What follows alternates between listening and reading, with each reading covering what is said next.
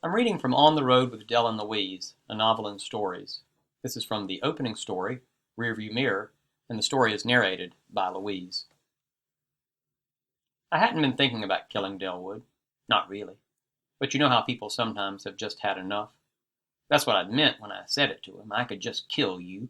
The two of us sitting in his old Nova in front of a cheap motel on Route 66, meaning it just figurative, even if that might seem at odds with me sliding his pistol into my purse right after I said it. And even though I was indeed thinking hard about taking my half of the money, and maybe a little more, literal now, literally taking it, I would not call it a double cross.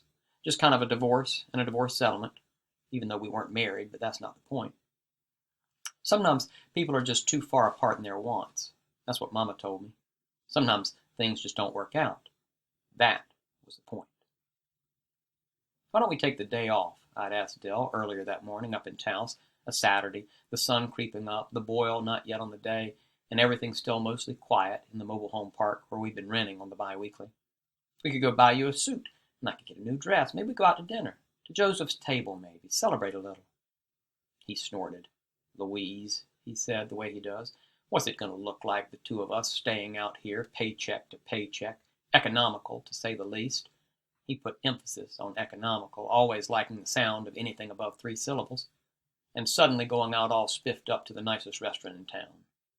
He looked at me for a while, then shook his head. We don't have to go to the nicest restaurant, I said, trying to compromise, which is the mark of a good relationship. We could just go on down to the bar at the Taos Inn and splurge on some high-dollar bourbon and nice steaks. I knew he liked steaks, and I could picture him smiling over it, chewing, both of us fat and happy.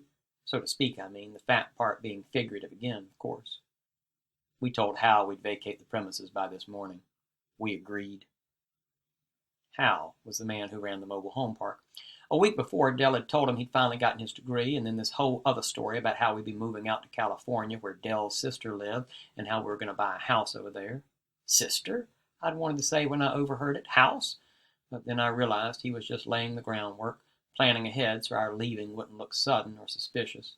Concocting a story. I imagine that's the way he would have explained it, except he didn't explain it to me, but just did it.